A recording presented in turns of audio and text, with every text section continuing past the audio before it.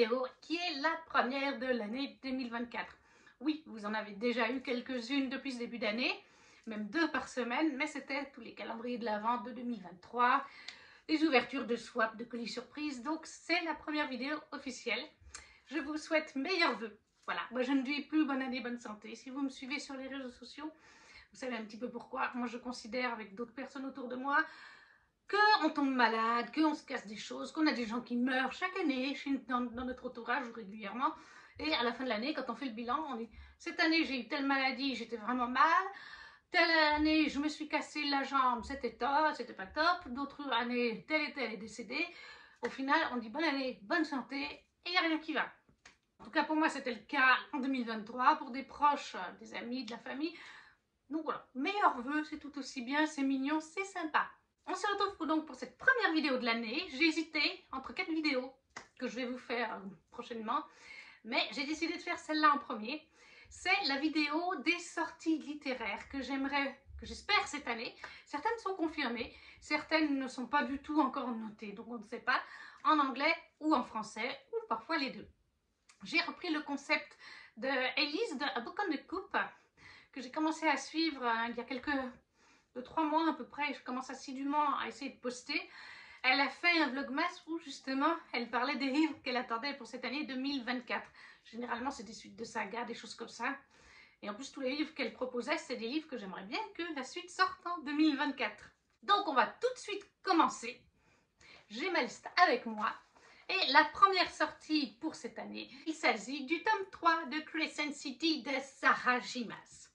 Who's of Flame and Shadow. Il sort en anglais le 30 janvier, donc dans moins d'un mois. On est le 7, 6, ouais, donc il reste 23 jours à peu près. Donc il sort en anglais à cette date-là. J'ai pris sur Amazon. J'ai trop attendu pour ma version reliée collector et j'ai dû la prendre sur Amazon. Il y avait rupture de stock. Parce que Sarah J. Maas, en tout cas pour le tome 2, c'était déjà comme ça, et le tome 3, c'est le cas, nous fait des chapitres bonus, mais qui sont présentés seulement dans certaines librairies. Donc Amazon, par exemple, n'ont pas dans leur relié ces chapitres bonus. Et il y a un chapitre bonus par grosse chaîne de librairie. Par exemple, en Angleterre, c'est Waterstone. Moi, c'est de là que venait mon tome 2. J'avais eu un chapitre bonus de Bryce Hunt, je crois. Pour le tome 2, il y avait aussi un chapitre de Run. Il me semble qu'il y en avait un 3e, mais je ne sais plus. Charon. Voilà, et là c'est pareil, il y a 3 ou 4 chapitres différents bonus. Voilà, Waterstone en a un en Angleterre. Aux USA, il y a 2 grosses librairies qui en ont donc 2 différents. En Canada, voilà. Mais du coup, j'ai trop attendu. Il y avait rupture de stock. Je ne savais pas s'ils allaient en remettre ou pas. Donc j'ai choisi de prendre sur Amazon. En me disant, de Saxus, pour le tome 2, avait réussi à avoir pour le relié collector tous les droits pour tous les chapitres. Alors, ils avaient bien dit, on avait bien compris qu'ils avaient un petit peu payé le prix fort pour avoir tous ces chapitres bonus sur un seul volume et pas comme les libraires américains et anglais. Et alors la bonne nouvelle, c'est qu'il sort 2 jours plus tard en version française, soit le 1er février. Et en français, ce sera Maison de la flamme et de l'ombre. Voilà. Là aussi, ça a été la bonne nouvelle. Ça circulait, mais rien n'avait été fait officiellement, et ça a été le cas en décembre. De Saxus a annoncé qu'ils allaient donc le traduire 2 jours après, il sort. Ils ont réussi à obtenir les droits de traduction bien plus tôt pour le sortir 48 heures après. Je pense aussi que c'est tout bénef parce qu'en fait, je suis persuadée qu'il va y avoir du spoil dès les 48 heures, même pas après la sortie en Angleterre, en anglais. C'est impossible. Déjà, le résumé d'un peu spoilant sur la fin du tome 2 qui est déjà pas mal. Ouh. Et je sais que des gens n'ont pas encore lu le tome 2. Donc, ou attendre de lire la saga, qu'elle soit complète, ou sont en train de lire à Cotard, enfin bref, il va y avoir du spoil. Donc moi je pense que de le sortir 2 jours plus tard, ils ont certes dû douiller financièrement, mais je pense que c'est pas plus mal parce que ça va éviter aux Français qui veulent le lire le plus vite possible de se faire spoiler sur Instagram notamment. Parce que oui, il y a des créateurs de contenu qui font attention, qui mettent en story, avant de poster un truc, ils mettent la story d'avant, spoiler tome 3, ça c'est beaucoup fait en Amérique et tout ça, sur le Instagram anglais. Et puis la story d'après, c'était un fan art ou des choses comme ça. Mais il y en a qui ne font pas attention. Et je sais que beaucoup se sont fait déjà spoiler la fin du tome 2 vis-à-vis de ça. Et le résumé du tome 3 spoil aussi un petit peu la fin du tome 2. Alors, je pense qu'ils ont douillé.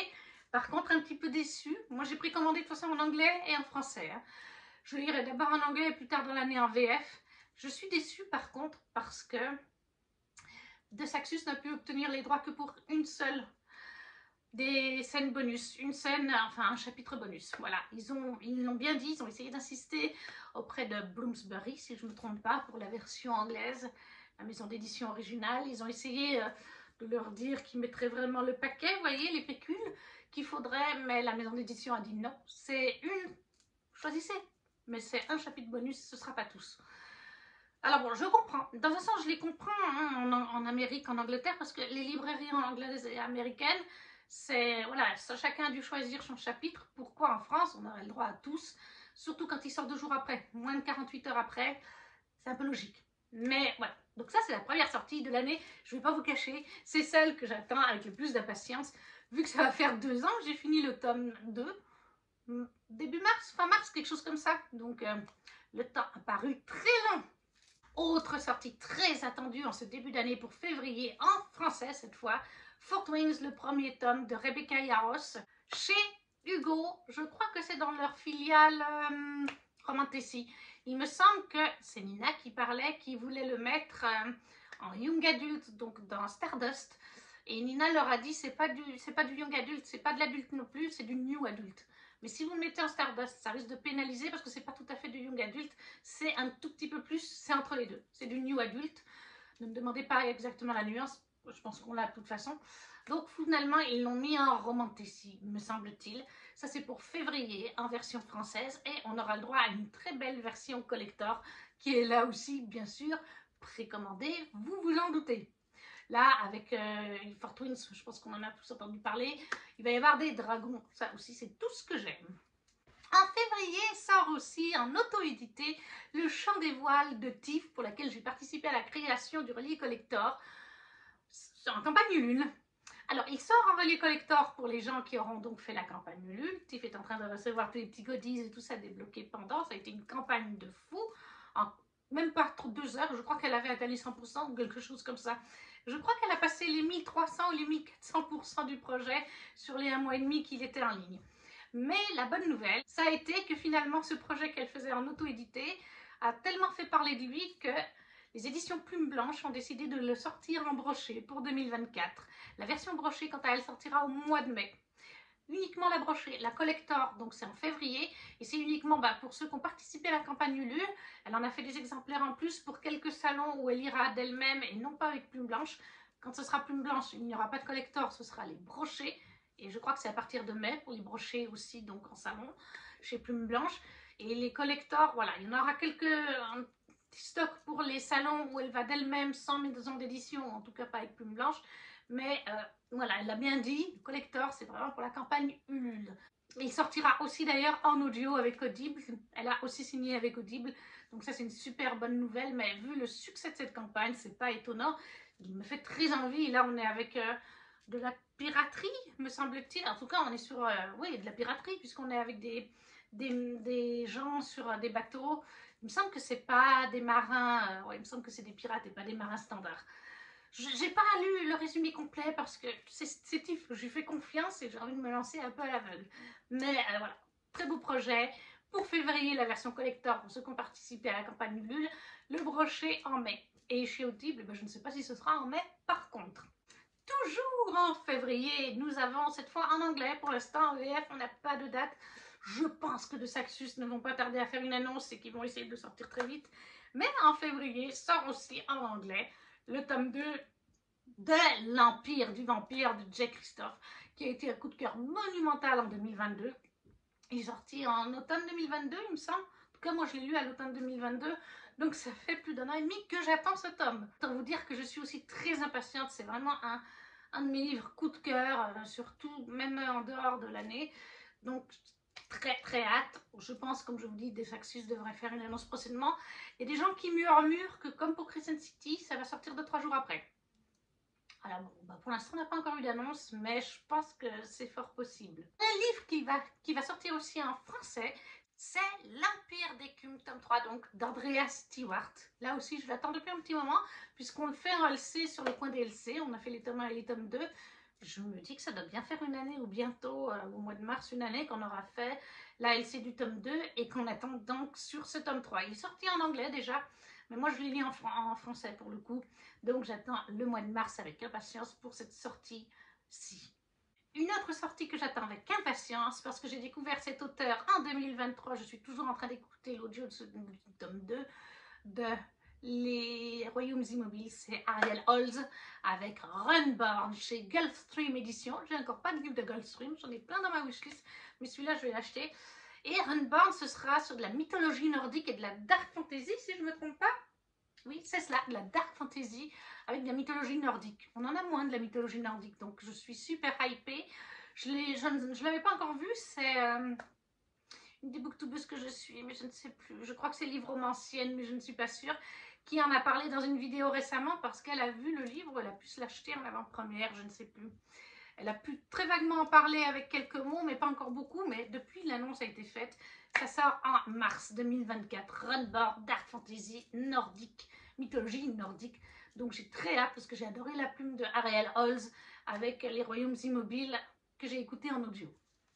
Toujours en mars, nous avons un nouveau Ali Hazelwood qui va sortir avec Checkmate. Mais cette fois, il sort chez Gallimard Jeunesse. C'est ce que j'avais vu passer sur le Discord du coin DLC, moi j'avais pas fait attention. On a deux Ali Hazelwood qui vont sortir là cette année, en tout cas en français donc. Et Checkmate sort chez Gallimard Jeunesse, ce n'est pas chez Hauteville. Pourquoi? Ils ont dû acheter peut-être les droits avant, je ne sais pas. Donc là, ce sera encore de la romance, jeu d'essai, young adulte, littérature contemporaine, chick lit, compétition. Il m'en faut pas plus. Moi, j'ai déjà lu The Love Hypothesis et Love on the Brain. Je les ai adorés en VF, hein, en version française, bien sûr. Donc, j'attendais à nouveau Ali Hazelwood avec impatience. Ce sera fait en mars chez Gallimard pour Checkmate. En mars va aussi sortir Les Dieux du Campus, le tome 5 de F.V. Estier et Phoenix BHR. Ce sera le tome sur Silas. Et il y aura encore un 6e tome plus tard dans l'année. Là, moi, j'ai pas regardé. Il me semble que la date n'y est pas encore. Je ne l'ai pas trouvé. Mais en tout cas, voilà, en mars, le tome 5 des Dieux du Campus, F.V. Estier et Phoenix BHR. Donc là, on est encore dans la romance contemporaine avec young adulte. Hein. Donc ça, j'avais adoré. Je les ai binouetchés en début d'année. Donc, je suis trop contente. Toujours en mars, nous avons chez Hachette, si je ne me trompe pas. Oui, c'est ça, chez Hachette. Nous avons le tome 3 de The Prison Heller de Lynette Noni qui sort. Encore un coup de cœur monumental en 2023 pour le tome 2 et le tome 1, je ne sais plus si c'était en 2023 ou en 2022, mais en tout cas, de toute façon, on a toujours fait les LC sur le coin des LC, donc vous trouvez toujours le lien en barre d'infos. Donc je pense qu'on va se faire une petite LC sur ce tome 3. Voilà, c'est une saga pépite. Moi, je suis hyper fan. Donc en mars, The Prison Heller de Lynette Noni en version française, puisqu'en anglais, il est bien sûr déjà sorti. En mars, sort en anglais cette fois et sortira en mai en version française le tome 4 de Hadès et Perséphone de Scarlett Sinclair. J'ai pas besoin de vous en parler. Réécriture de mythologie grecque, tout simplement. Hadès et Perséphone. Voilà, donc on attend ce tome 4 depuis un moment. Hein, parce que Hugo avait sorti en classique New Romance d'abord, les grands formats. Ils n'avaient pas encore créé la filiale Romantasy. Et ils avaient sorti, je crois, un tome tous les mois ou tous les 2 mois. Ça devait être tous les 2 mois. Les 1, 2, 3. Et ça, c'était en 2022. On n'a rien eu en 2023. Ils ont sorti par contre en poche. Là, maintenant, c'est en Romantasy, puisqu'ils ont ouvert la filiale depuis, qui est plus spicy, hein, New Romance. Mais c'est pas de la New Romance de toute façon, parce qu'il y a beaucoup de mythologie. Pas au début du tome 1, voilà. Mais à partir du milieu du tome 1, on commence à rencontrer pas mal de dieux. Il y a des intrigues qui se mettent en place au niveau de la mythologie et des dieux. Donc, c'est normal que ce soit en Romantasy.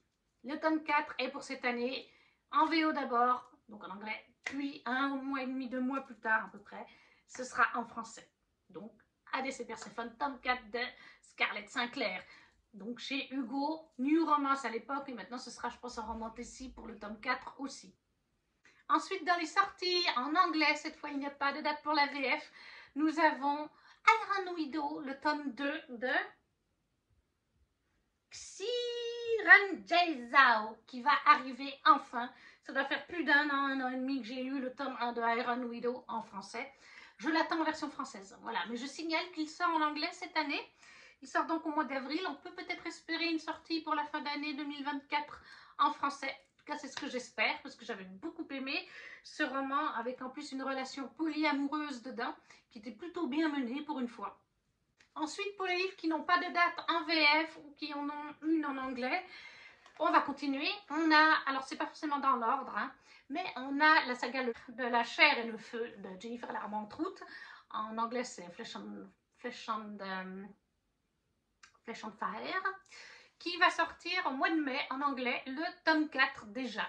En français, on a eu le tome 1 chez De Saxus en fin d'année 2023. Je pense clairement qu'on aura le tome 2 en fin d'année 2024, puisque de toute façon, avant de pouvoir lire le tome 2 de La chair et le feu, il faudra lire le tome 4 de From Blood and Ash, en français, Le sang et la cendre.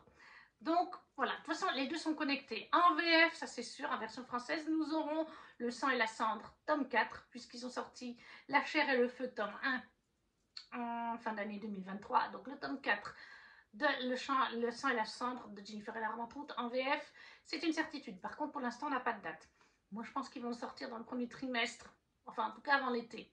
Et pour la fin d'année, le tome 2 de La chair et le feu. Mais là, moi, j'en suis en anglais, puisque je l'ai lu de toute façon en anglais et je l'ai relu en français. Là, je suis sur le tome 1 en français de La chair et le feu. Donc, en vélo, on nous annonce en anglais, donc, le tome 4 de La chair et le feu. Moi, il faut que je lise le tome 3, là. Mais avant, il faut que je lise le tome 5 de Le sang et la cendre.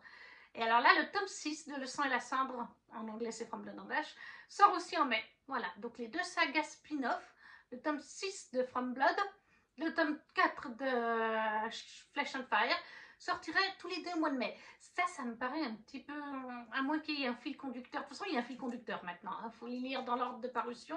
Mais à moins qu'il y ait vraiment quelque chose qui fait qu'il faille sortir les deux en même temps, ça me paraît étrange que les deux dates soient pour mai. J'ai pas fait attention sur le Insta, pourtant je la suis, de GLA. Tout ce que je sais, c'est que oui, ça devait sortir en 2024. Mais voilà, donc ça c'est annoncé. C'est une certitude en anglais pour les deux. Le tome 4, Flesh and Fire, From Blood and Ash, le tome 6. Et je pense les tomes 2 de Chair et de Feu. Et le tome 4 du Sang et la Cendre. Même si pour l'instant on n'a pas de date en VF. Ça, c'est à peu près sûr. Après, nous n'avons pas de date pour l'instant, mais nous savons que ça va sortir cette année chez Bookmark, Doctor of No Walls de Carissa Broadbent, j'espère que j'ai dit bien, qui est donc l'autrice de Le serpent et les descendants de la nuit, qui est sorti en toute fin d'année 2023 en français. Et là, par contre, pour Le serpent et les descendants de la nuit, le tome 2, ça a bien été dit lors du live de Nina avec l'autrice et quelqu'un de la maison Bookmark, que malheureusement, on va attendre un sacré moment pour le tome 2, par contre, en français, parce que l'autrice était en auto-édité pour ses romans, et pour ce qui est du Le serpent et le descendant de la nuit, elle vient d'être rachetée par une maison d'édition, donc ça c'est top pour elle, en anglais donc en fait, les auto-édités s'arrêtent, et la maison d'édition qu'elle a signée ressort les tomes, un par un, donc ils ont déjà sorti le tome 1, et à l'époque où Bookmark a acheté les droits pour la France, c'était encore en auto-édité, c'est pour ça qu'ils ont pu sortir le tome 1. Mais là, la maison d'édition leur a expliqué, anglaise, qu'il faudra attendre qu'ils aient sorti le tome 2 pour pouvoir sortir le tome 2 en français.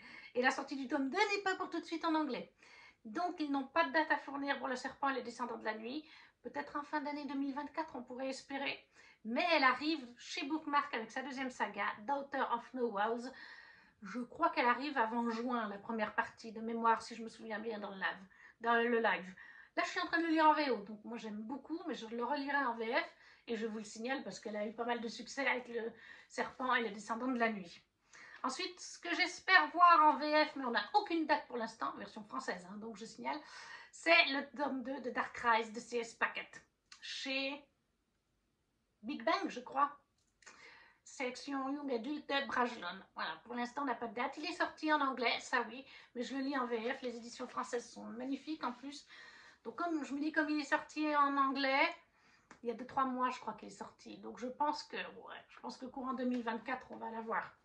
Mais pour l'instant on n'a pas de date. C'est un souhait par contre que j'ai. Ensuite j'espère vraiment en 2024 La passeuse de mots tome 4. Pour l'instant j'ai lu que les 2 premiers tomes. J'y vais, voilà. Quand je saurai que le tome 4 sortira, je lirai le tome 3. Comme ça, si ça donne très envie, on n'a pas 2 ans à attendre. Donc voilà, mais La passeuse de mots de Jennifer et Alaric Twice, j'ai oublié de le préciser, chez Hachette Roman. Ça, c'est aussi quelque chose que j'attends impatiemment. Un autre tome que j'attends impatiemment, mais on n'a aucune date, et je suis l'autrice.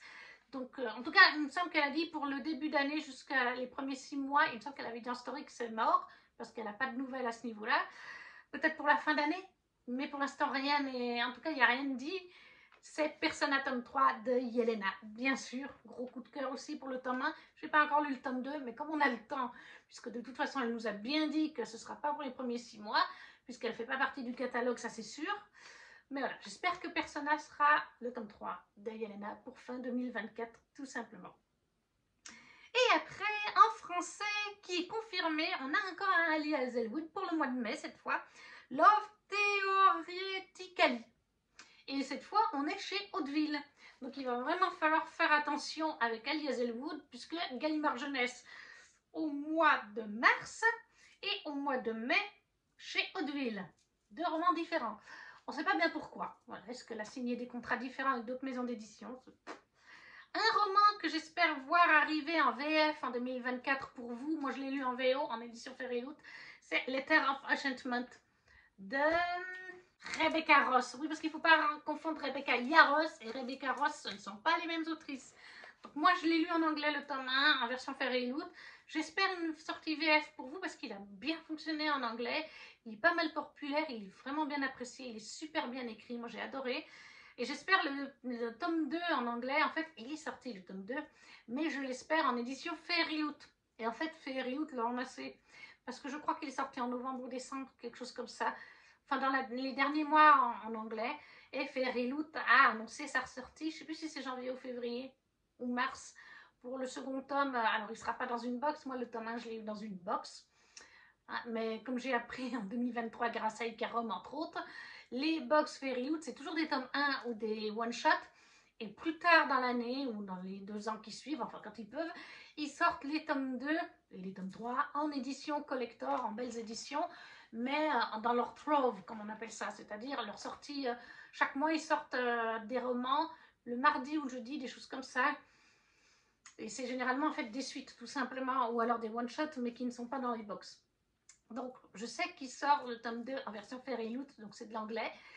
Donc, j'ai noté avec confirmé, puisque je ne me rappelle plus de la date, mais je surveille et je reçois les emails. Hein. De toute façon, à la sortie, comme j'ai la box, je reçois l'email spécial Jean 24 heures avant pour pouvoir commander. On est prioritaire et après, quand il reste des stocks, c'est pour les versions publiques. Donc voilà, le tome 2 de Letter of Enchantment de Rebecca Ross et pas Yarros, qui était très très bonne lecture. Un autre tome que j'attends, alors j'ai pas regardé s'il y avait une date d'annoncer, mais c'est Kéléana, le dernier tome de la saga, donc c'est le 7 je crois, de Sarah J. Maas en version française, puisqu'en anglais il est sorti depuis Belle Lurette, que moi j'ai déjà tout lu en VO, mais je pense aux fans français, il faudrait, je pense que ça va être essentiel pour Crescent City d'avoir lu toute la saga en VO, les 7 tomes en VF, ou au moins jusqu'au tome sur Charles, le tome incluant le tome sur Charles, important. Mais ce serait bien que le tome 7, ce sera de toute façon pas le cas, Crescent City sera avant le tome 7, voilà, mais je pense que c'est vraiment mal fichu, voilà. Si j'ai bien vu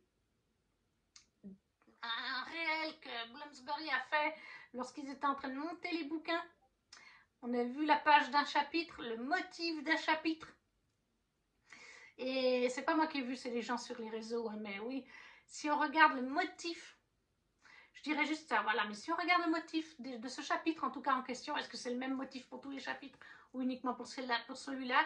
Il y a une épée, il y a une dague, une épée plutôt, et clairement c'est une épée, elle est identique à l'un des tomes de Throne of Glass en VO, donc de la saga Kéléana.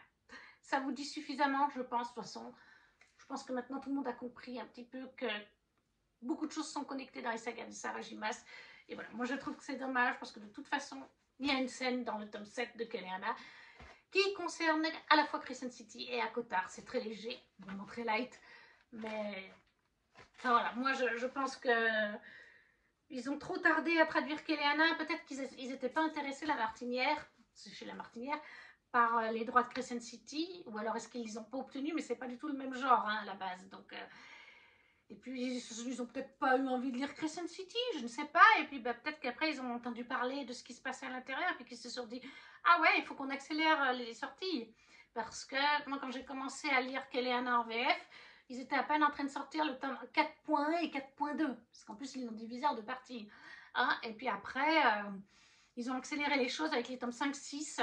Et puis, le recueil de nouvelles, le 0.5. Où là, ça sort à peu près tous les 6 mois au lieu de 1 par an. Donc voilà, Kelleana, le tome 7 en français. J'espère rapidement en 2024 pour les fans de Sarah J. Maas. Un autre roman que j'espère avoir en 2024, on n'a pas du tout de date, on n'a pas de couverture ni rien, c'est L'Engrange-Temps de Neil Pfeiffer, le tome 2. En tout cas, sur Booknote, j'ai pas trouvé de date, donc je pense qu'on n'en a pas pour l'instant. Ça aussi, c'est chez Hachette, en version collector, c'était d'ailleurs. J'ai adoré le tome 1, donc forcément, j'attends le tome 2 avec impatience. Et voilà, on a fait le tour de ces sorties. Quelques-unes, il y en a encore beaucoup d'autres que j'espère, mais c'est vraiment celle que j'attends avec le plus d'impatience, qu'on a des dates soit en anglais, soit en français, des fois les deux, ou alors on n'en a pas, mais on peut supposer que. N'hésitez pas à me dire en commentaire si certaines de ces sorties ou potentielles sorties vous font envie, lesquelles à vous font envie si je ne les ai pas dit. N'hésitez pas, si vous ne savez pas quoi mettre, vous laissez un petit smiley, ça fait toujours plaisir, ça aide la chaîne. Un petit pouce pour me soutenir, partagez la vidéo si vous le souhaitez. Et nous, on se retrouve très vite. Ciao, ciao!